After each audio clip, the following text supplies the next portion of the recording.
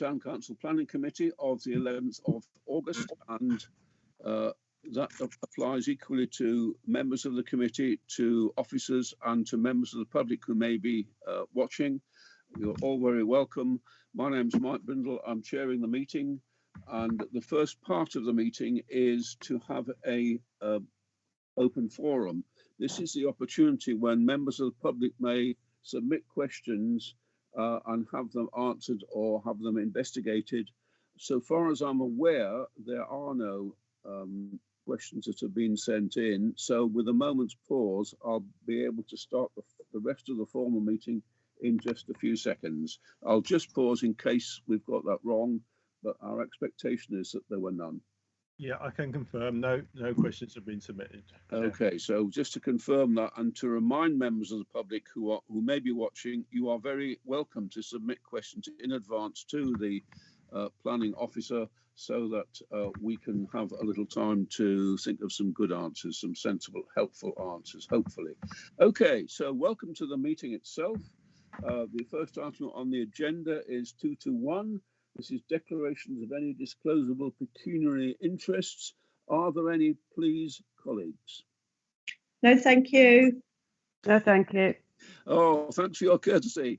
That'll do as an answer for everybody. So on then to the next item, which is 222. Apologies for absence. Mark, have we received any apologies? Councillor James sent through an email earlier today. Any others? I've not received any apart from that very one. If there are none others, we accept that one with thanks from Jane, who is working, and go on to 223, which is the minutes of the committee meeting held on the 14th of July. If you can see them on the screen, that's great. And we'll just go through it sort of bit by bit. We can't really take it page by page because you can't see a whole page on your screen at the same time. However, the first four items up to 1221, are there any comments or requests for changes on that one, please? No, thank you. Thank you again. The only thing that I might notice is that apparently Mike Brindle is the char of the committee rather than the chair. But well, that's probably even truer. Whether that's a polite version of how you spell tea or something worse, I'm not sure. I'll leave that to the audience to determine. Okay. Mr. Chairman, can I just bring something up? Is that Brenda? It is Brenda. Yes. Sorry, I'm trying to get to hands up, but I started messing about. Sorry. Yeah. Could you just mention those in attendance? The planning is roughly a full council meeting. So yes. Yeah, those in attendance. They should be on your screen now, hopefully, but I'll read it out. So present were Councillors Barretto, Brindle, Burnett, Canham, Crawford, Harvey, Hodgkinson, Hollis, James and Wright. Lovely, thank you. That's 10 out of 14, which is quite a good attendance for the planning committee. So thanks to those who were here and those who are here this time. So that's 121 covered. Can you scroll up a bit more, please, Mark? Yeah. I say Mark to those who are listening, members of the public. This is Mark Webster, who is the officer, the planning and officer of planning and countryside officer, who is the officer in this meeting. So thanks for doing that, Mark. So any comments on items B, C, D? If not, we'll scroll again, Mark, please. And now we're on item E, which is quite a long one. It's a consultation amendments.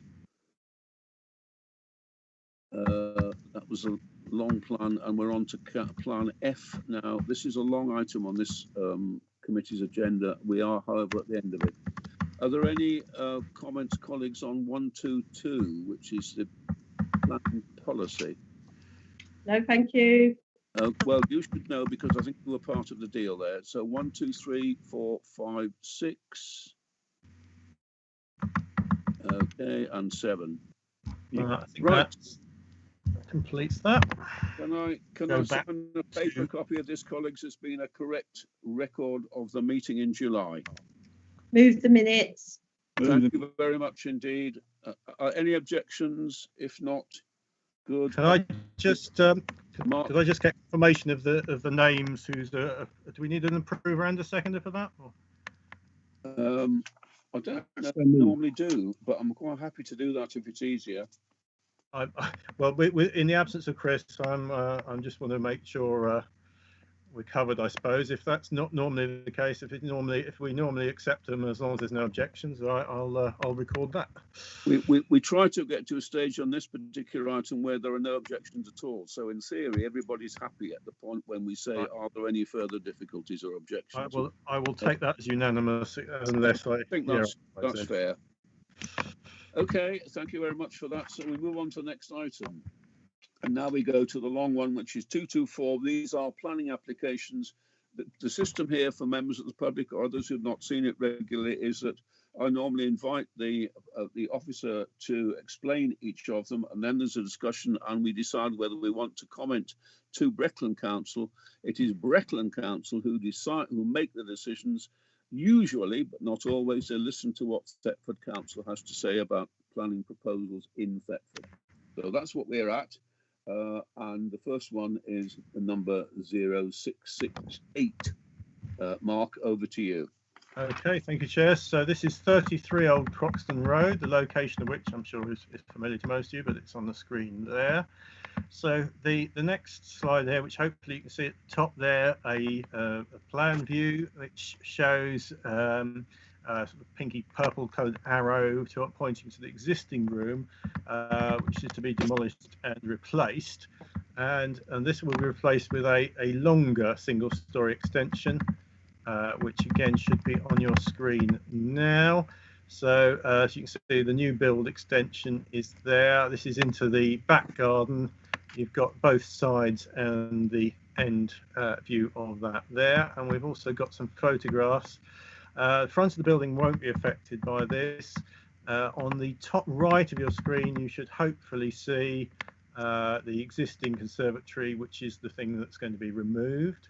Please do stop me if you're not seeing this. Anybody can't see this. And there's the view of the garden. It's quite a long garden, and the extension will extend over the patio, and the patio will then extend 2.5 meters further onto the lawn. And then we're on to the next one. So yes, back to you, Chair. Okay, thank you, Mark. Can I point out, summarise what you say, Mark? This is a development at the back of a house on Old Croxton Road. It's a part of a terrace of houses. Most of you know the road as well as I do. Hopefully not visible from the front. Are there any comments, please, about this proposed development at the back of Old Croxton Road? No? Happy to support. Yeah, support. Support. Yeah, I'm hearing voices saying support. I'm going to take this one as a fairly straightforward item and suggest that we are probably going to be in support. Can I therefore turn it on its head and say, is there anyone who feels that they want to comment against this proposal? I would just put subject to neighbours. Yeah, we do normally do that. It does make sense, doesn't it? Yeah. I know it kind of lets us off the hook in a way, but I think it's reasonable. Well, it's neighbours that have got to live with anything, isn't it? Not you know. Absolutely. The most likely thing is usually light, isn't it? And of course, that's not strictly speaking a planning concern. However, can we put that then, Mark, that we support this subject to neighbours? Is that okay, Mark? Yep, fine. If that is the feeling of you all, well, we just pause a bit so that there's a chance for fellow councillors to come in if you're having trouble getting in or you needed a minute to think about it. Carla's just joined the meeting, Mike. Thank you very much for that, Stuart. Carla, you're welcome. Okay. No objections? No more objections? Thank you. Right, okay. Support subject to neighbours it is. So on to 694 at Stanford Road. Mark. Okay, so another rear extension. This is a 2-story extension. We're looking at the house. Can everyone see my cursor? Yeah. Yep. So we're looking at this building here, which is shown on the plan here next to this green open space. So a 2-story extension at the back. not actually increasing the number of bedrooms, but enlarging particularly the bedrooms. It's a 5-bedroom house already, to include sort of walk-in wardrobe areas and ensuite bathrooms. You can see the proposed sort of layouts there for ground and first floor, and the elevations again showing that it is basic. As I said, this extension is sort of just going straight onto the back, and this is the one that did cause some discussion over whether the windows were new. The photos supplied with the application do show the windows on there, and they do exist. They just seem to have been missed off the plans for the existing front elevation, so they are already there.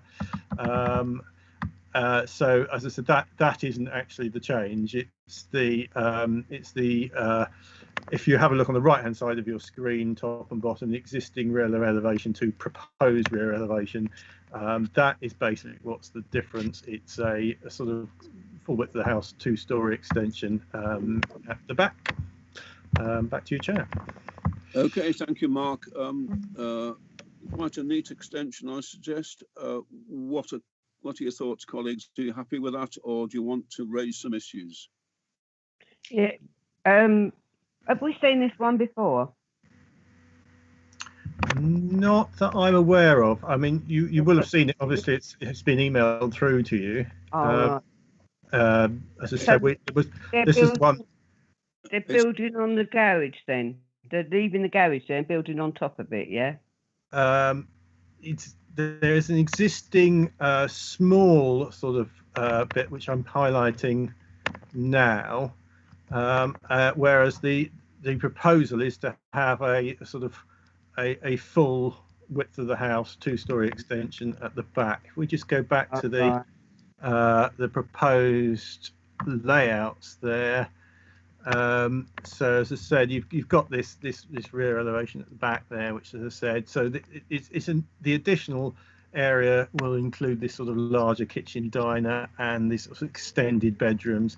I haven't included the existing layout on your presentation pack, but it's as I said, it's not actually an increase in the number of bedrooms. It's just larger with bedrooms with more facilities in them. Yeah. And it's all to the rear. Yeah, it's all straight on the back, basically. Okay. I'm okay with it. Yeah. So am I. Support. Happy to support. Again, Sorry, Mr. Chairman. Yeah, I just asked Mark, has there been any comments from neighbours on this one, please? Not when I last looked. What I'll do, Right. if you're going to have another, if you're I sort of continuing, haven't seen any, but I'm getting emails about it from one Pacific resident, but that's fine. Jenny, can you I can check encourage while them, you're. Jenny, to put in, please, Jenny, encourage them to put in objections and explain to them how to do it if that's appropriate, because that's what we really need. That's right. We want to be saying it's down to you as neighbours. You've got to live next door to it or across the road from it or behind it. Let them know what you think. I think the concern is from this lady is the fact that she thought it was going to be done on the extension was going on to the play green, and I have tried to say to her, because we did speak about it when Mark come through with it. I did say no, they can't go onto the pub. They're not going onto the public land. It is a rear extension, so that's fine. Yeah. That's fine. Yeah, Yeah, there are no public comments, as you've probably just seen. Right, yeah, I've checked, but it's on the first picture where you see the side of the house. Yeah. I think the resident that's concerned thought it was coming over onto where they walk the dogs in that little square. But that's no, so this public green space is town council land, and it remains. That's the existing little bit that you were talking about, extension. Yeah. So the extension would go sort of there. Go there where the fence is. Yeah. It won't go across the fence. That's fine. I can email her and put her to rest on that one. Yes, I think that's the right thing, Jenny. Yeah. Thank you. Okay. So, is it support subject to neighbours again, folks, or just support? Can I suggest that we go for Yes. support subject to neighbours, everybody? Yes. Anyone Yeah. not happy with that? Yeah. Agreed. Okay, Agreed. good. Thank you very much indeed. So we're going to move on to a 724, which is a quickie, I think, isn't it? Yeah, that's purely for information purposes. It's not, they're not inviting comments at this stage. It's a legal decision only. 81 Churchill Road. It's just a question of whether they actually do have to apply for planning permission for a window. So there's no role for us yet. Okay, so if you go to the next one then, Mark, which is 745 at Baxter's.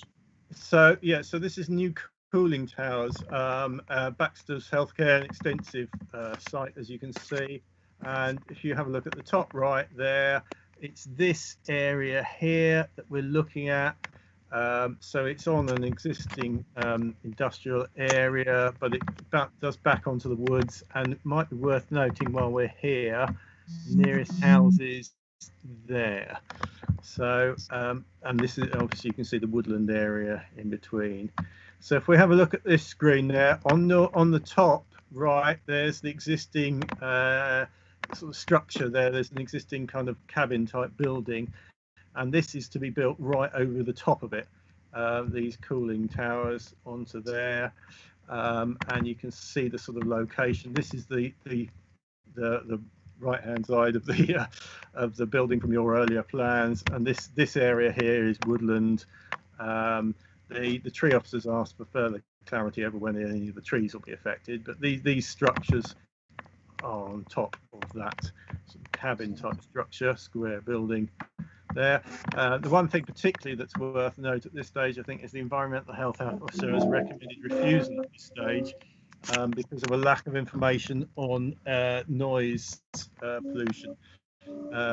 Basically, they require mitigation so that the facility wouldn't add more than 5 decibels to the background noise levels at day and night. So they're after a noise management plan from the applicants, which has not been forthcoming, certainly at the time when they made their comments. So, as I said, at the moment, there is a recommendation for refusal from environmental health. I'll just leave you with the actual buildings again there. They got hands up, Terry, Mike. Thank you. Yes, please go ahead. Thank you, Chairman. Yeah, I just wanted to comment on this. I did email members with my thoughts on this. There's long-standing issues from the residents of St Martin's Way closest to the site, issues with noise. I know on the website, the planning portal, that at least 3 residents have already objected because, and similarly, they're actually all very similar. So they can't enjoy their gardens, can't leave windows open in the hot weather in the evening. So that would be particularly an issue at the moment, I should think. But the noise there is a significant concern, and they haven't put in a plan of how they're going to deal with the noise, as the environmental health officer has indicated. So I think we should support their objections and ask for a noise management plan. It bothers me that they continue to cite noisy bits on the far right of the site, on the residential side, rather than on the industrial estate side, where you'd expect noisy bits to be because it's an industrial estate. But this would add to the issues in that area, so I think we should be objecting. Thanks for that, Terry. There is a row of trees, a vague tree screen, isn't there, between Baxter's and the houses? Presumably that's insufficient in the experience of the householders, is it? Yeah, I mean, I've walked along the residential part, quite a distance from that bank of trees, and it's a constant humming noise from the coolers that are there. They're a big piece of kit, and it just travels all the way through the forest. To people's back gardens and their windows at the rear of the place. Hands up from Brenda, Mike. Okay, thank you. Brenda, next, please. Yeah, basically, it's the same as Terry. Noise travels during the night because sometimes when it's really quiet, we get humming. Now, I couldn't tell you which direction. I always think it's coming from the bypass, but then you think, why is something coming going down the bypass? And I don't think I'm that near the bypass. I think we ought to say that, you know, there must be callers out there that can run silently in this day and age. You know, so I'd go with refusal at the moment, and until we get feedback on how noisy these are going to be, because it does drive you up the wall all night long. But yeah, I agree with Terry there. Right. But even if you've got a small row of trees, that does not stop that humming. I think you've explained it very well, and you're absolutely right. I'm sure that the worst time is night time, and it's presumably it's a 24-hour job, I presume. Mark, you're getting a feeling there from the councils that they're unhappy with the noise issue and want to oppose on the grounds of noise until such time as it can be, I think we'd say, pretty much totally mitigated. We're really saying we agree with the environmental health officer who made the report. Can you write that up in Mark? Is that okay now? Yeah, okay. Do you want me to include a comment to the line that the existing noise level is already causing problems? I think we should definitely say that, and just strengthen it with Brenda's comment that it's particularly prevalent at night time when noise travels and keeps people awake. Yeah, okay. Fellow councillors, are there any other comments to make on this particular application? I have, by the way, checked the height. Well, Mark has actually. Mark's done the work. I don't think there's much of a problem with the height because the trees will more effectively hide that from the residential premises. So hopefully the height won't be a problem. But we need to focus very strongly on this one issue of noise. I'm kind of filling in the time there in case there are any other comments to be made, but I'm getting the impression that everyone's happy with a strong comment about the concern for noise that Terry and Brenda have raised. Agrees. Okay, thanks everybody. I think we've probably got enough to move on now to the Nuns Bridges Road item, which is 751. I think you probably heard about this often enough from me. Yes. Mark, would you like to put it in perhaps your voice might be better than mine on this one? Well, just to say that obviously there are a lot of issues involved with this. The planning application is purely for the installation works sort of as shown on the plan at either end of the sort of Nuns bridges. So you'll already have seen the previous meeting, the substation, etc. at the other end of this, which is near where the SU housing scheme is actually being built. But this application is, as I said, because a lot of it's sort of on or under the public highway. That's not actually part of this application. It's purely those two sort of areas of works at either end of that tunnelling scheme. So they do just mention that if you do want to put in an extra footbridge at some point, this won't make it impossible. But this is, as I said, where the works will take place. Yeah, as I said, basically it's mainly sort of under the, you can see the three waterways here, and the cable route under there. So the application is for the works at either end here, basically, which is shown here and here. I mean, what's interesting, I think, potentially, obviously, there's going to be a lot of disruption with this. That's probably not part of this planning application. We shouldn't get too bogged down on that. But it may be of interest. I suppose I know sort of our committee are also looking at this with the sort of idea of a mitigation for the disruption of potentially sort of something that the developer could be asked to provide sort of more long-term car parking facilities for the area as part of this. But as I say, we have to look at the in this committee at the planning application itself. As I said, that is basically just for the installation works as shown in the plan here. Okay, can I just make a couple of additional comments there, please, before throwing it open to all the councillors to comment on? The particular issue here is not the roads, as Mark has correctly said. You don't need planning permission to dig up a road. If you are a water, gas, electricity, you just go and do it, which is that's British law, so we're stuck with it. And they're not going to touch the bridges. So what's the problem? The problem is if you still got the screen with the green line on it, is the two pits at either end. So those bits that will be on the road and they will be closed. And as of course the road itself will be while Nunsbridges Road is being dug up, and to the north as well on the far side. So what we've got is a prospect that starting in September 2021, so in 13 months time, there will be a period of up to 10 weeks during which the Nunsbridges are not available to road traffic. Available to pedestrians probably.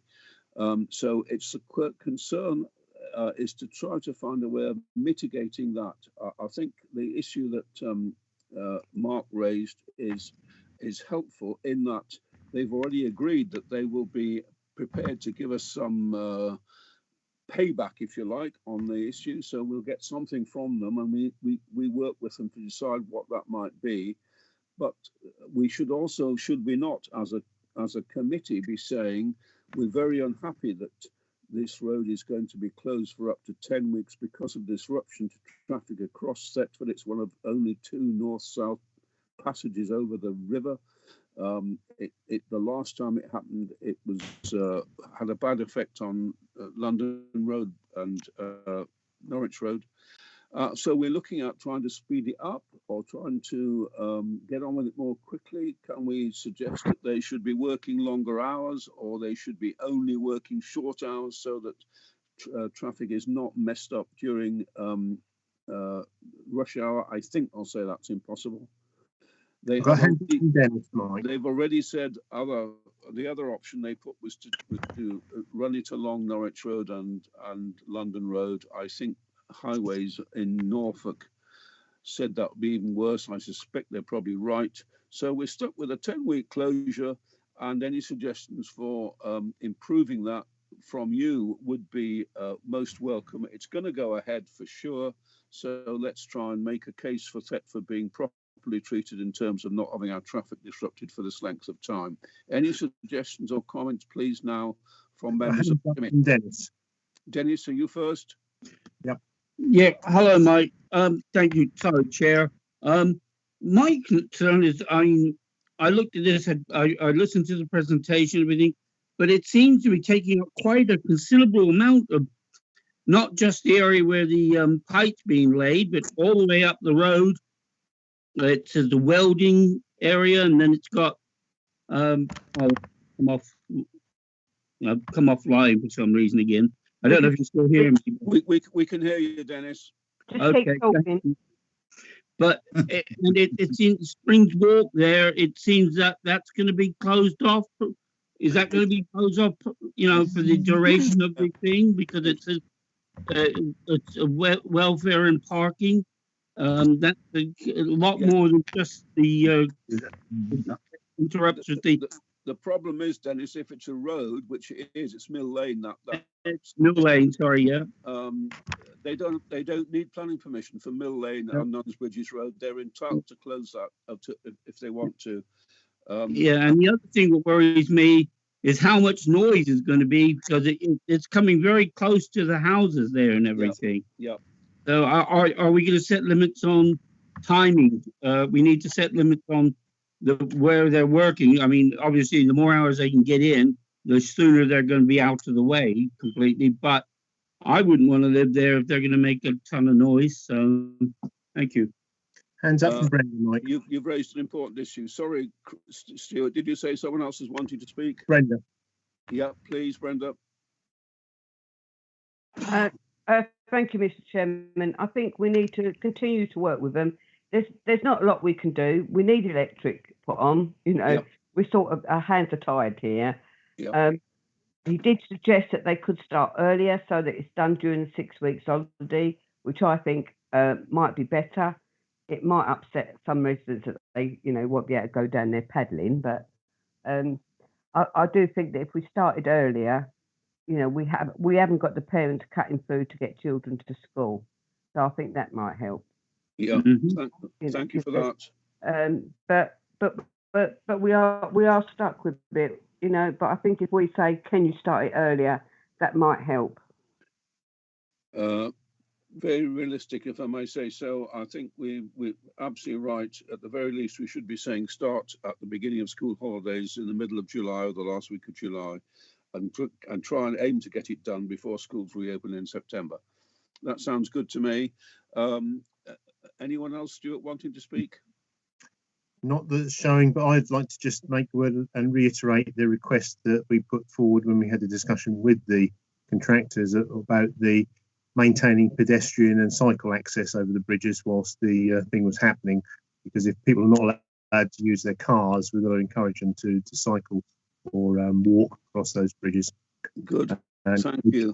Yeah, well said, Stuart. The concern is to get past the launch bit at the northern end of the bridges. I think if we can make sure they do that, then it should be possible to walk or cycle. I hope. You're absolutely right. We need to put Mark Webster. We need to put that in as well, please. Okay. A concern that we keep the pedestrian and cycle route available, even if it's not available to four-wheel transport.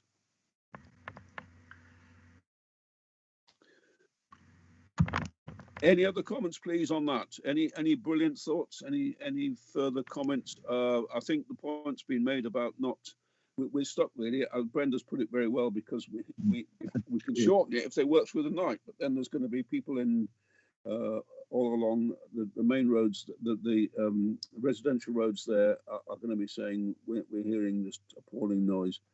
And that applies to a number of roads, Nuns Gate, for example, the Birds, Nunna Drive, Mill Lane, and further north into Ford Street and so on as well. So we probably can't ask them to work 24 hours, even if they could afford to. So the best bet so far that's come as an idea is the starting earlier, so we get it done in school holidays. We can say that. Is there any other suggestion from members of the committee, please? I don't think there is. I think we're all stuck with it, as Brenda said. We just have to try and find the best way forward. Okay, Mark, are you able to write that up? You think you've got enough to work on that one? Well, are we actually saying support or object? That's I just as I said, I do need to. Your four options to remind you folks are support, object, comment, no comment.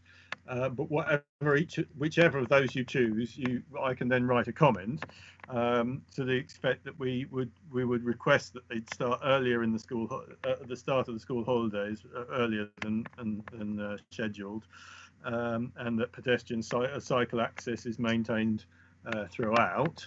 But I do, as I say, I do need you to sort of choose one of the four options. I go for comment. Support. Any more thoughts on that? Comment. I'll support with the comments, because we've not really got any choice. Absolutely right. Mr. Chairman, are you hearing me? Yes, I am. I heard you say, Mr. Chairman, am I hearing you? Oh, this is Councillor Colin Burnett. I can't see anything on Mark Webster's page. Colin, are you able to repeat that? I can't see anything but Mark Webster's page. I can hear you all, but I can't actually see anything, and I can't find out how to stick my hand up. Are you on the phone, or are you part of the Teams group meeting. No, I'm actually on the tablet. All right. Yeah. In that, you should Because be able to- I've shared my screen, you should still have a little panel which will I could at the moment others of you are able to put your hands up by have you got the little hand icon? Other tablet users? you have to tap on the screen center near the bottom at the center in order to bring that screen those icons up. So what Colin has to do is to tap on the center of the screen near the bottom, and you should get a little row of icons appearing. Which one do I have to press? Is it a square one? No, 3 dots. go to the top. Go to what you pressed on the thing, and what you'll get is a video, a speaker, a loudspeaker. But up the top in the right hand corner, there's a little box with 2 little lines in. That means speak. You push on that, then that takes you, and you go down the bottom, and where it says comment, you put hands up, push the arrow to say go, and then that goes, and you go back to the top of the screen and go back to planning committee. Right, I think so. Oh, have I come out now altogether? Oh, well, you have to start again now then, because you have to. Yeah. I've got to screen at school now. We can still hear you. Yeah. I'm with that. I'm trying to see if I can get back in again. Bear with me. Usually the best thing is to start again entirely. That's what I'm trying to do. Yep, good. Back to return to meeting. Yeah. Alright, I'm in again. Okay. Hands up from Terry, Mike. His hand up. I think we'll assume that's covered. So it's Terry next, please. Thank you, Chairman. Can I suggest that we support this, but say that we would welcome a detailed traffic management plan, because they're going to have to seriously consider the diversions and signage, and also say that we would welcome all attempts to minimise disruption for residents. Support subject to those 2 things. Got hands up from Carla. Carla, please. Thank you, Chair. I was going to say something similar to Terry, actually. I've been fairly quiet about this because I think that ultimately the works will have to go ahead and they will need to pass on the electricity to the other side. That's just the way it is. But I'm in agreement with Brenda and a few others that if it is possible to push the works in a time of at a period where there's not so much as school. There's a lot of people driving for the schools and everything else, just trying to arrange a calendar. If we can work out with them a calendar where this will affect the minimum people possible, really, because otherwise I tend to agree with you. It's going to be a big disruption and by cutting a main artery in town. So it will be a little bit chaotic. It's all about asking them to take the appropriate measures to minimize it, really. But other than that, I'll support it. Thank you. Thank you. We're getting now, colleagues, a feeling that it's realistic to say this is going to happen. We all know in our hearts it is going to happen, and I thank you for accepting that realistically. So there's nothing to be gained by being churlish about it. Shall we say that? Hands up, Brenda, Mike. Along the lines, I'll come back to you, Brenda, if I may. Let's at the moment, the feeling is we go along the lines that Terry phrased quite eloquently, and I think Carla's supporting that. So that's where we are at the present time. Brenda, back to you again. Yeah, I agree wholeheartedly. We want to see the management plan, the road management. Yes. But adding into that, and we can't put this as a planning, but what I would like to see going forward is that Norfolk County Council do not go and dig up any other roads up at the same time unless it's an emergency, because this is what happened the last time we shut 300 bridges. They weren't just working on that road; they started working on other roads. So you was trying to get to the doctors, you couldn't get to the doctors. Basically, it brought the traffic to a standstill around the town. So I think within the management plan, Norfolk County Council need to think about other roads that are being used at the same time. Don't shut the others down, in other words. But as I say, you can't send that through to Breckenham, but I think we need to ask for that somewhere when we ask for a management plan. I think we probably could send it through to Breckenham because they have already consulted Norfolk Highways about the developers have already consulted Norfolk Highways about this scheme, which is why they chose this one rather than going to London Road and Norwich Road. So they are involved. I think it'd be quite reasonable to find a way of doing this. So we could, for example, copy it to Norfolk Highways. Copy our comments to Norfolk Highways and say that we request that they recognise the disruption to Thetford and avoid making it worse by allowing any other roadworks during the period when the Nuns Bridges are closed. That seems reasonable. I think we can get that across to Norfolk Highways, and hopefully they would be appreciative of giving the hands up on that. Well said. Okay, folks, are we getting there now? Yeah. Agreed. Any further comments, please? I think we've been very reasonable. We're trying to be realistic, and we've tried also to help the people of Thetford cope with what is going to be a difficult period of weeks. Okay, I'm really grateful. Thanks, everybody, and we'll move on to the next item, Mark, if we may, which is. Yes. Can I just clarify one point? Without meeting tomorrow, do you want me to wait until the result of that meeting, anything comes out about the sort of request for a car park before sending this to Breckenham Planning? If you remember, the original closing date for discussion was today, so we need to make sure that we get it in within that limited period that they've given us an extension, haven't they, Mark? So yeah. we need to get it in before that extension runs out.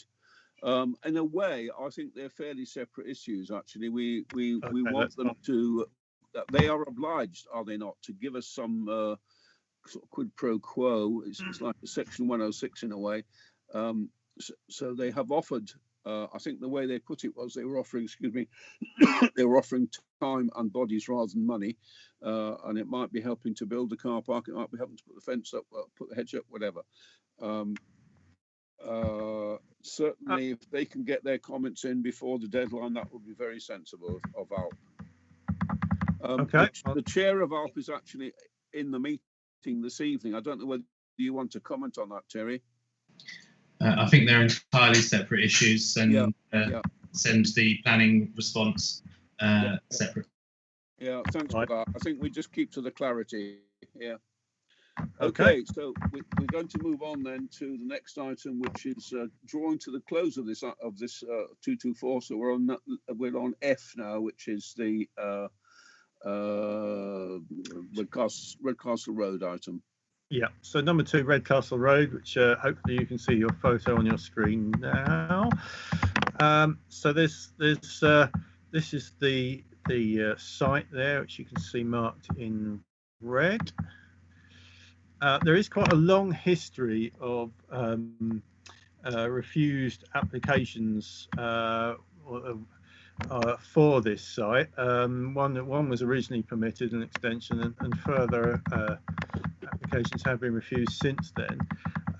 The statements given by the applicants now says that they propose an annex within existing building for a relative who's unwell, which is not intended to be rented out as private accommodation. The existing plan should be on your screen now. I'll just give you a couple of seconds to have a look at that. And it's basically, if you have a look on the right hand side of that, and if I now move to the proposed, you'll see it's basically a subdivision of that right hand side, which, as I said, they say is for a relative, an individual who's going to be moving in and requires some care but wants some independence. So it's basically trying a sort of semi-independent flat within the. Oh, sorry, I've just moved that a bit too far. My mistake. I will go back. So yeah, so there's the proposed, and again, just to remind you, I'll go back to the existing for a second, which is, as you can see, a sort of large room on the right there, being divided up. So you've got this, as I said, semi-independent flat here, basically. Back to you, Chair. Thank you very much, Mark. Comments on this, folks. My memory is that it's this is the point. Number 2 is roughly where the road runs off at St John's. I'll leave it open to you, colleagues. What do you think about this proposal at number 2? Any thoughts, please? If I may, Mike, Stuart. Yes, please, Stuart. I just think it's within the existing footprint. There's ample parking out the side in front. They're not proposing any elevation height, so I think I'm quite happy to support that one. Great. Thank you. If I may, Mr. Chairman, Councillor Burnett. Councillor Colin Burnett, you're in now. But basically, it seems to me that all they're doing is turning part of the existing building into a granny flat. I don't see really how we can actually object to it, because there's no further building going on outside the building. So they're not enlarging the building, they're just dividing the existing building up. So I support. So you're supporting it. You'd be a supporter of it, Colin, would you? Yes, I would. Yeah, okay. Hands up from Brenda. That's helpful. Brenda, please. Yeah, I was just going to say I support it. I don't know why they say, oh, look, they're not proposing to rent it out, because, you know, in all honesty, that's not a planning application thing, is it? Because you could say now you're not going to rent it out, in 10 years' time you could rent it out. So I don't know why people say that. That's entirely correct. If Yeah, they sell, but the way that's looking, if they don't. Yeah, the main house is connecting to that, so Yep. they're gonna have access into it to look after whoever's in there and make sure that they're all right. So Yep. I haven't got no problems.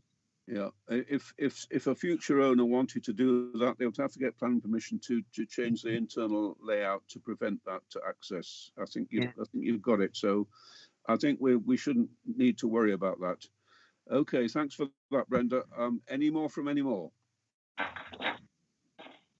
I think Mark, we're saying we're supporters of this one. Yep, simple support. Support. Well, okay, thanks very much, everybody. We put ourselves down as supporters, and we've got a link up next. So we're on to the next item now, which is 225. Yeah, the Fisher Way item. Yep. So 22520, plan number 611, 32 Fisher Way. So this has come up before you before, folks. You may remember it being very, very unpopular with the neighbours. However, the town council has decided to support it. They have actually come back now with a more modest scheme. If you have a look at these first 2 pictures now, you can see that they've basically removed the extension to the back of the building. So the left-hand side of your screen now is the proposed plan that was previously submitted, and on the right you can see now they are literally just going for the side extension instead of that extra bit on the back as well. So again, they're looking at the side. You can see that this bit basically here is missing, and on, see the view from the front very much the same, but looking down at onto the plan view, you can basically see that as I said, there is still a substantial extension going on. I think there's one more. Yeah, so there we go. But on the this is the bit that's missing, basically the bit that sticks out behind the house. This is the side here and the garages. So this area here that I'm now waving my cursor over is missing from the plans as previously submitted. So as I say, the Town Council supported the application before, and this is basically more and more this version of what's already been submitted. Okay, thank you, Mark. Fellow councillors, any comments on this one? If I may, I'm not hearing any negatives. I'd like to suggest, therefore, in view of that, I'll just be, please come back if you disagree.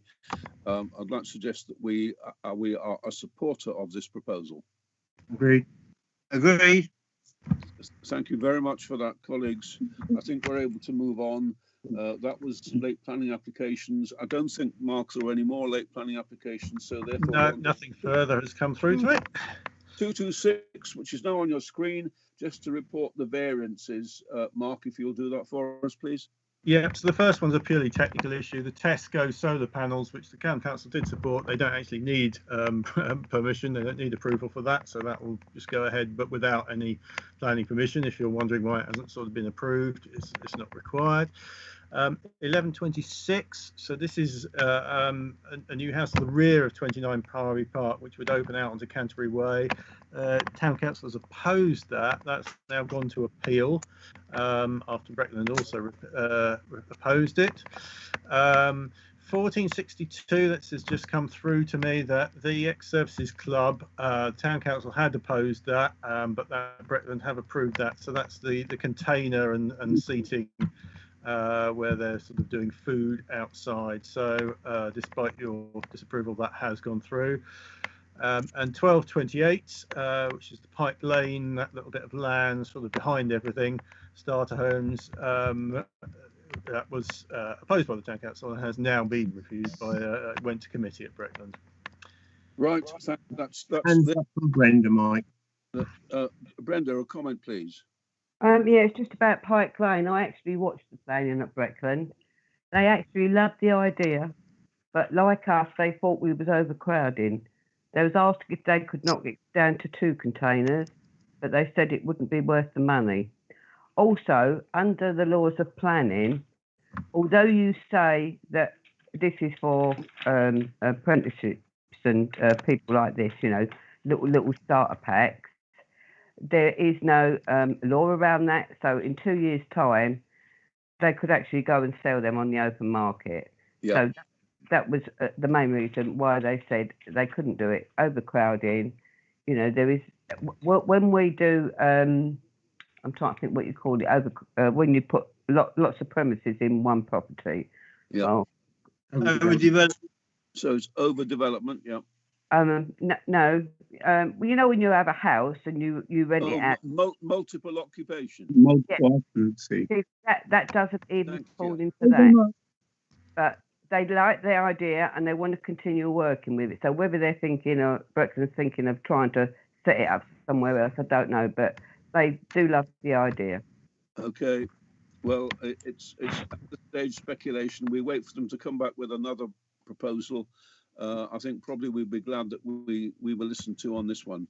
Okay, on to 227, which is proposed amendments to the Town Council policy on planning issues, which is just really, we've done this, but we wanted to make some little improvements, and Mark will twirl down to the point where we see the improvements.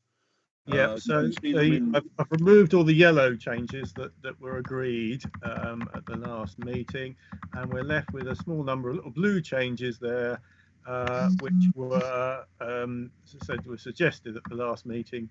The only other changes, apart from those 3 or things that you can see there, I have numbered the document as was requested, and if I scroll down in a minute to the end of the document, I have added a plan of the conservation area, which was also requested. But is everyone happy with the wording of this page as it now is? Hands up from Dave, Mike. Dave, comment, please. Thanks. Oh, hi there. Thank you, Mark, for the extra work you've done on this, and thank you especially for the numbering.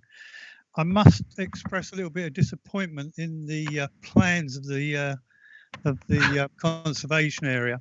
I would agree with you. I understand because I had a look on the Breckland website, and I believe these are the official plans that Breckland's provide.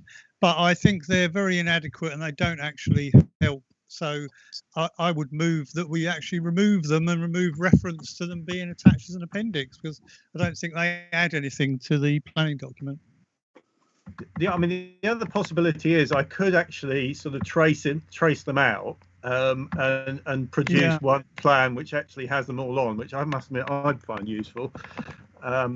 If you prefer, but I absolutely agree that they're really hard to use. I find, but that is, as you say, I think they're showing a number of things on one plan, and that adds to confusion, doesn't it? And but I would value if there was an easy to understand plan, if that could be done. But if it's too difficult, then probably best to remove it. Okay, well, I'm not promising it tomorrow, but no. I will. I'd quite, as I said, I'd quite. I conclude my comments there. Thank you. Thanks for the suggestion, Dave, and thanks to Mark for picking it up. I mean, I'm sure we all would agree with you that it's a reuse of a plan, and it just gets there's too much irrelevant detail. Okay. If we're all happy, then what I'd like to do is to agree these amendments. Is everyone happy with that? Mark, yes. Do we need to do that in a formal way? Yeah, I suppose you might need to, as it's adopting this document now. Yeah, I think need that's to right. have a proposer and a seconder. Okay, so can we have someone proposing to accept, if that's your will, these amendments? I'll propose, Mr. Chairman. Yes, I'm listening to you. Councillor Hollis? Councillor Hollis. Yeah. I'm happy to second it, Dave Hodgkinson. So we've got Councillor Hollis, Councillor Hodgkinson. So Councillor Hollis is proposing, Councillor Hodgkinson is seconding. Yeah. Are there any? Oh, we've done that. Sorry, I'll try it a different way. I don't know how we're going to play this. We may need to actually take a vote, which is most unusual in this committee. Are there any objections to the proposal that Councillor Hollis has put forward, which is to accept these amendments?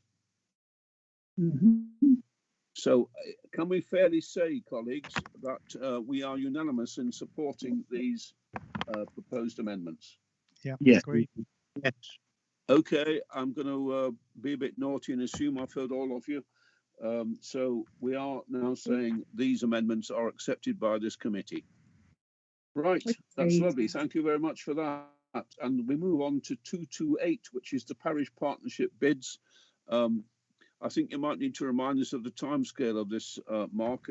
Is this our last chance to comment on this? No, it's just a reminder for this meeting, actually, because it's a reminder for people to bring ideas to the September meeting. Basically. Thank you very much indeed. That's excellent. So you all reminded colleagues that there's an opportunity next month, which really will be the last chance. What ideas will you have for the parish partnership bid in our September meeting? Okay. 229 items to be referred to the Greater Thetford Partnership. I'm going to suggest that we do have a representative amongst those attending this meeting. Is there anything you want to comment on, Terry, that would update us on this at all? I don't think so at this stage. There's not a meeting scheduled for a while, so I'm not aware of anything. It's really for other town councillors to bring things forward to the board rather than the other way around. So if anyone's got any points they want the Great Thetford board to be aware of, then please say. That's entirely correct. It is really the opportunity for us to tell GTB what we should be doing, what we think they should be doing. So just a moment's pause from the chair to give you an opportunity to say whether there's anything you want to mention that's not perhaps been mentioned before, So items to be referred to the Greater Thetford Partnership. Are there any, please, fellow Hands councillors? up from Brenda, please. Brenda, yes, please. Yeah, as Terry said, they haven't got no meetings at the moment, so what's the point in sending things through? And I think it'd be ideal if the town council was updated on what they're working on, and then we'd know what to basically push through, because we could inundate them with what we want, but actually they can't do it all. So I think there's got to be a two-way conversation here. What are you working on? And then we could actually have input into what they might be working on. Brenda, have you seen the report by the I forget his title, I'm sorry, the officer attached to Jack Weaver, who is the relevant officer, has produced a report for the up to the present time. Is there anything in there that we need to comment on or work on? I'm not going to lie, I haven't read it. I've been naughty. Well, I think I'm gonna ask Terry again. I'm sorry, I apologise for putting you on the spot, but is there anything there that we should be concerned about? I think from your previous comment, the answer might well be no. Well, can I turn it round, Chairman? Yes, please. Jack Weaver is the Greater Thetford Partnership Manager, is his official job title. And one of the improvements that I've noticed is he is now producing regular reports for the Greater Thetford Board on discussions that he's having with different delivery partners. He's met with virtually, of course, they're all virtual at the moment. He's met with Flagship and he's met with transport bodies and that sort of thing. I wonder if September or maybe even October, you might consider an agenda item where we invite him into the planning committee meeting of the town council for him to tell us what he's been working on for the first few months of his job. We do contribute to his role as a town council, and I think it's important that he reports back directly to the town council. So given he's now actually been having these meetings with, I'm afraid I haven't got the list in front of me because it's on the other computer, but I know he's met with a number of people and he gave an overview of the things that they spoke about. So let's invite him along and have a planning committee agenda item where he addresses us. I think that'd be really useful after the summer. Thanks for that, Terry. Can I ask colleagues if you're happy to invite Jack Weaver to come to either the September or October meeting? Oh, yes. Yeah, yes. Can I suggest, Mark, that's thank you for that, and thanks for the comments in favour, colleagues. Can I suggest, Mark, that we contact Jack Weaver and give him the dates in September and October, and I'll ask him if he can attend one of them to give us a brief on the way he sees things are going and what he thinks the priorities are, and if you like, give him a fairly open brief, a fairly open opportunity, but maybe limit him and say, we're thinking about quarter for an hour and then some questions, something like that. Yeah, sure. You want to do that sort of before the existing meeting, or as part of the main business, or? Good question. If half hour before. Okay, so I mean, should we limit it by saying 6:30, assuming a 7 o'clock meeting? So yeah. He talks for a quarter of an hour at 6:30. We've got 15 minutes for question time, and then we move into public question time. Is that okay? Agreed. Okay. Yeah. So. Got a hands up from Dennis, Mike. Sorry, is that Dennis? Yes, please, Dennis.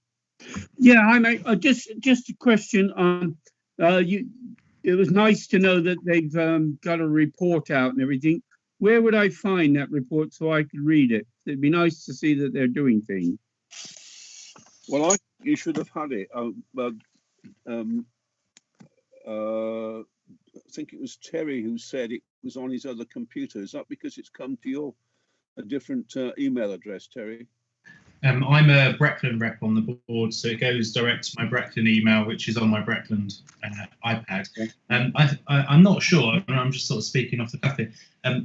The two town council representatives obviously would receive those regular reports. and they should then cascade them to everybody else. So I don't think they're confidential, but it literally only has come out, I think, this week. So that may be why there's a delay. But it might be something that Mark can pick up. Mark Webster can pick up with Jane and Mark Robinson, and to get that shared out. I think it came out very recently indeed, possibly even today, from Sam Chapman-Allen, and referring to the fact that we've got 2 representatives, of which Terry was the other one. I've got a feeling maybe it's perhaps you haven't had a chance to see it yet, and it may well be on your Breckland, well, on your town council information, whichever tablet device, whatever you get it on. Have a look, but if it doesn't turn up, perhaps you could contact one of us and we can arrange for you to be sent it, because you should have received it, or you should be going to receive it, so that we're all up to the same speed on this. Chair, is this it is a public document? It's not a private document that most of the that group puts out most of the time. So it is a public document, is it? I'm not sure about that. I don't know whether. All right. Yeah. Okay. Thank you. Okay. So we'll let you know if please let us know if there's any problems with that. Okay. So that was 229. Mr. Chairman, just to say, I've gone through my emails. I haven't got it. Okay. Well, as Councillor Jemmy suggested, I can ask Councillors James and Robinson to whether they can send it out to the rest of you. Yeah, I think good. I've seen it, but I can't find it as just in the course of this meeting. I've not been able to find it. Certainly seen it, otherwise I wouldn't have known what it was about.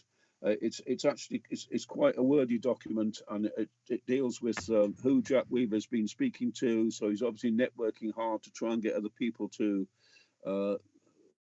go along the same line as we're wanting to go along, and it's a very good opportunity for us, if we get him to our meeting, to try and influence him in the kind of things that we want to be pushing for to happen in Thetford. So I think a well worthwhile visitor to the what is a committee of the full council, so everybody's entitled to attend should they want to. Okay, on to where are we? 2:30, which is committee officers update, and I think there's a miracle or a remark going to happen. Mark, you have got some updates. Yeah, I'm afraid it's the opposite of a miracle in the fact that I actually got something to say on this point.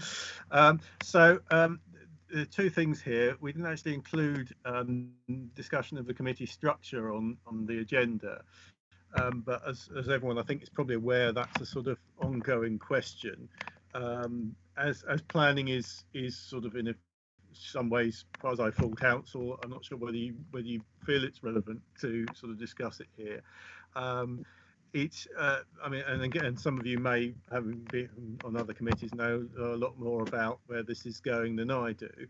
The only sort of knowledge I have, I suppose, that's particularly relevant or up to date is from what's going to be. I know this is going to be discussed out tomorrow, and therefore we'll sort of have more information on that. What's particularly relevant to me, I suppose, is the potential idea that was discussed at some points of including countryside issues with the planning committee. Which has caused me some concern in the sense that although we're doing quite well tonight, the planning committee can be, when there's quite a lot of applications. I feel a long enough meeting already. Some of you may or may not disagree with that, but there's quite a lot of sort of to get through on planning sometimes. So it does seem perhaps that might not be the case now, and that the sort of changes will be different. So yeah, as I said, I think we ought to perhaps just raise the question and see if members want to, in this forum, discuss committee structure. I've got hands up from Dennis. Yeah, thank you for that, Mark. I think the particular issue that you've raised is whether planning committee, which is the one that we're on tonight, remains virtually unchanged, or whether it absorbs issues to do with countryside.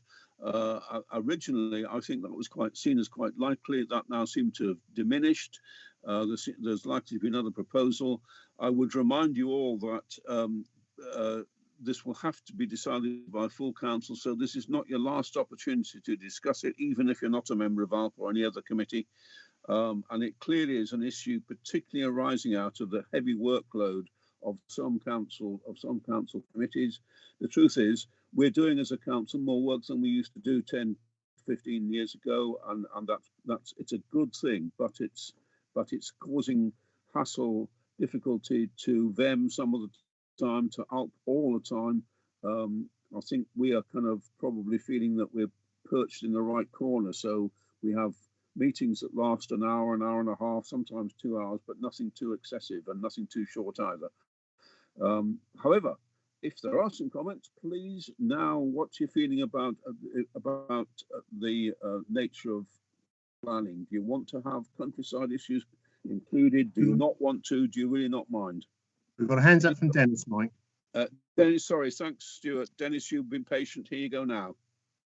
Thank you very much, Chair. I've got grave concern about this restructuring policy. I read the 4 options we have, including remaining the same, and I didn't recognize one of them.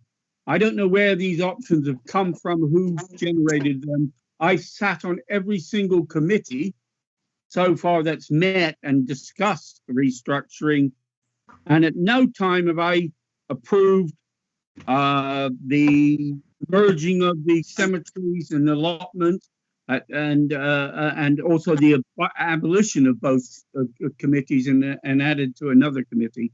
The structures that we are given tonight, I just don't recognize. And I don't know. I wasn't asleep during any of the meetings. I sat through the whole lot of them. And so could somebody explain to me where these 4 options have come from, please? They doesn't seem to be coming from the councillors. Let's suppose for a moment, Dennis, that you're right and they came from some other mysterious source. Let's be clear that it is our decision as councillors whether anything happens to them or whether they remain just talk. So the opportunity we have now is to say, I like number 3, I don't like B, I don't like any of them, I want the status quo, whatever you feel. So I understand what you're saying and the feeling you have that they've arrived mysteriously. I'm personally inclined to agree with you. But let's be clear, the decision still rests with the councillors, not with anyone else. It's up to the councillors now to say, I'm not having this, I don't like any of them, or I do actually like number 4, it seems a reasonable, limited change, or there's something more profound, let's start all over again. It's down to you, Dennis, with all the other councillors to make that decision, both now and in the full council where it will have to appear. So, you know, you wherever it's come from, it's up to you where it goes to. Dennis has got his hand up again. Yeah, I just wanted to reply, please, if I could. Yeah, I'm not one. I can see the need for some restructuring through the committees and things. But we have a problem that every committee that there is are stretching to the limit to the amount of time. Because me sitting on every single committee, I see the amount of times is. And some of these, if you're combining, like, God forbid, you combine cemeteries and allotments into a committee, you're only allowing 4 meetings a year for that, and you're doubling the workload for that one committee. I don't think it's practical any of the suggestions that are done. I think it needs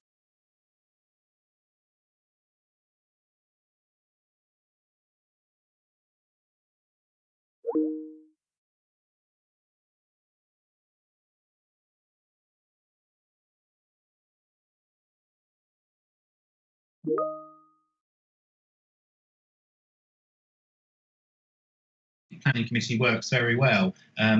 Mark made the point that tonight we've sort of got through in a reasonable time, but obviously we've got less planning applications at the moment, I think, with everything that's been going on. But you get yourself into a mindset of going through the agenda, checking the plans and stuff in advance.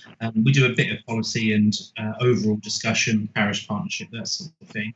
But I think planning works quite well, and so I'd be sort of loath to change it, really. If it ain't broke, then fix it type thing. So planning really is, the one that works quite well. Thank you for that.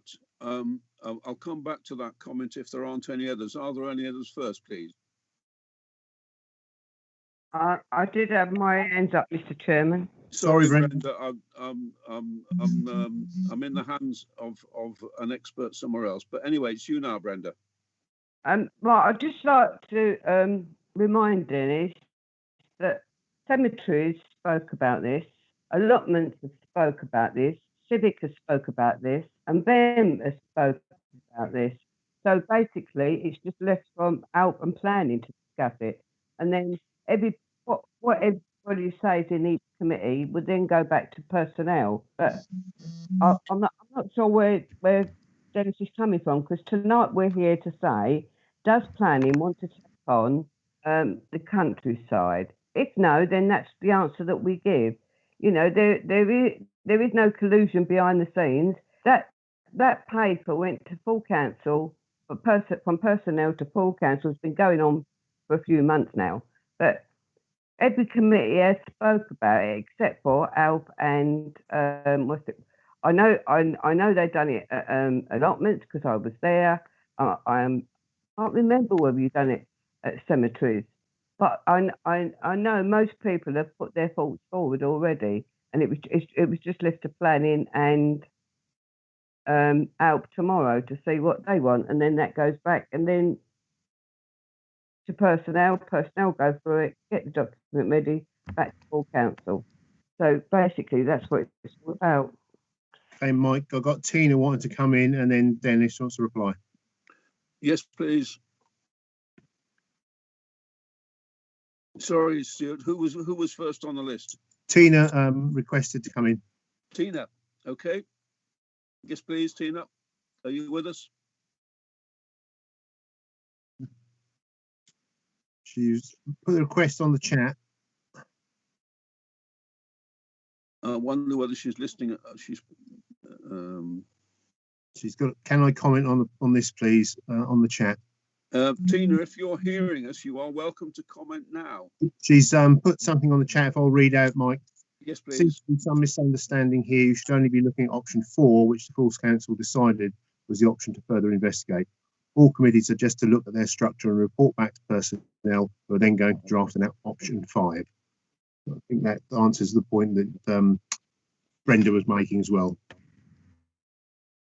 It does, except that we probably haven't got option 4 on the screen. Yeah, no, I'm afraid I don't have the document available. No. So I think Dennis wanted to come back. We're going to have to leave that where it is. So, Dennis, I think it's you again, please. Yeah, thank you very much. Option 4, if I remember right, is the one that takes the cemeteries and the allotment committees and puts them into another committee and abolishes them altogether. At no time during any of my meetings do I remember us voting to abolish those two committees, and at no time when I was there and I chaired one of the committees, did we want to join them together? So I don't understand where the things are coming from. So I will leave it right now because it's got to come back. It's further discussion. So thank you for your patience with me. Yeah, I think you're right. It does have to come back, and you've got to get it through full council before it becomes meaningful. I think we just need to be clear, everybody, that we need to be saying clearly, we need to give a lead to everyone else, and particularly the personnel. Does this committee want to take over countryside, or does this committee not want to? We've had, I think, one comment in favour of staying as we are. Are there any other comments, please? Can I just come in, Mike? Tina's just come back to say you should be only discussing the structure of planning, not other committees, as they've already done. their review, and Alp are doing theirs tomorrow, and then Brenda wished to come in. Okay, Brenda. I was just going to say what Tina said. All we're doing is looking at that option under the planning. This paper has been through every committee. I know Dennis might have forgot, but we did discuss this, Dennis, and we said in allotments we wanted to keep allotments as they was. We didn't. I didn't forget it. Hold on. I did not forget it. The problem with me is the options I've been given at no way coexist with what we voted for at the committee. There is no option there. You've said yourself, Dennis, that this is that you would leave it and we discuss it at full council, which is appropriate. What this committee has to do is to decide what this committee wants for itself. Okay, we've given the other issue a good airing. It is important. I agree that we're all happy with the way it's constructed, but we do need to make clear that the planning committee wants whatever the planning committee wants. So can we just finish up by saying what is it the planning committee wants? Can I therefore make a suggestion, as only one person has actually commented, that one person's suggestion is that we stay as we are now? Agreed. Are we happy with that? As a committee, this is Agreed. not other committees. It's nothing to do with any other committee. This is what this committee wants. Okay, yep. I've got several agreed. Is there anyone unhappy? Does anyone want to change the planning committee's activities in any specific way? And the answer there is silence. So I'll take that as an agreement that you don't. Chair, could I just have a sort of formal propose and second for that? Yes, you can. I was hoping you wouldn't say that. Me too. Chairman. Can we have a proposal, please, that the planning committee wishes to keep planning committee responsibilities as they are now? Was that Burnett proposes it. And I'll second it. Okay. So we have a proposer, we have a seconder. Could you both, just for the sake of absolute clarity, declare who you were? Was that Colin who proposed it? It was. And who seconded it, please? Was it Dennis? Dennis. Yes. Okay, we got there. Right. And unanimously supported, I believe. Yeah. Are there any? I'm going to try again.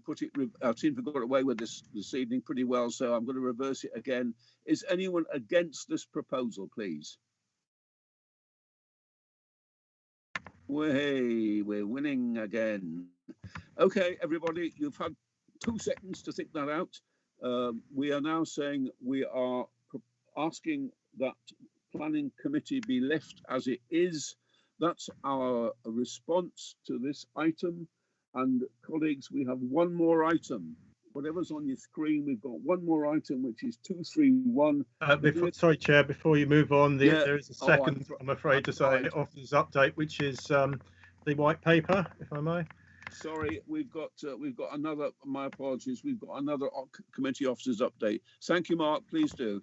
Yeah, so as many of you will probably be aware, because it's been well publicised in the news media, the government has produced a white paper planning for the future, and the public consultation is open for that and remains open until the end of October. I've put the web address there on your pack, and we can have a look at that now just to see. I'm not proposing that we'll start to discuss this in any detail at the moment, but basically just wanted to make you aware that is sort of this proposal is out there. This white paper is out there, open for consultation,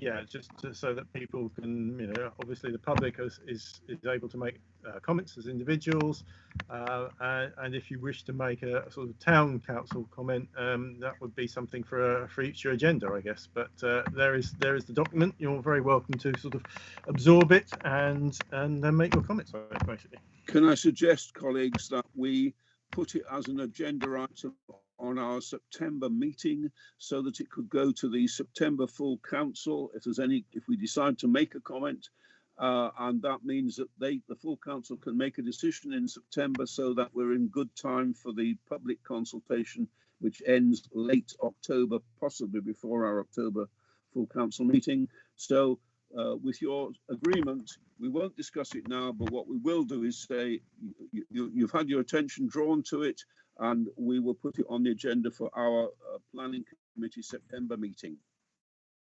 Okay. Thank you, Chair. Thank you very much for that. And I do think now that we can raise the last item on the agenda, which is 231, community engagement. Is there any consultation or media release that you would like to see taking place, please, fellow councillors? No, thank you. Thank you very much. Just no, I have nothing, Chair. Give it another second. Okay, I'm going to say, colleagues, it's time for me to give you all a big thank you for very positive contributions this evening. We've got through an interesting mix of an agenda in pretty good time. I'm very happy with the meeting that lasts a bare hour and a half. That's probably the shorter end of what we would be doing. So thanks very much, and good wishes to all, good wishes to the public who've been in attendance, and the meeting is now formally closed. Thank you. Thank you. Thank you, Chair. Good night. Thank you. Yeah. I think we're there. Yep. All done and dusted.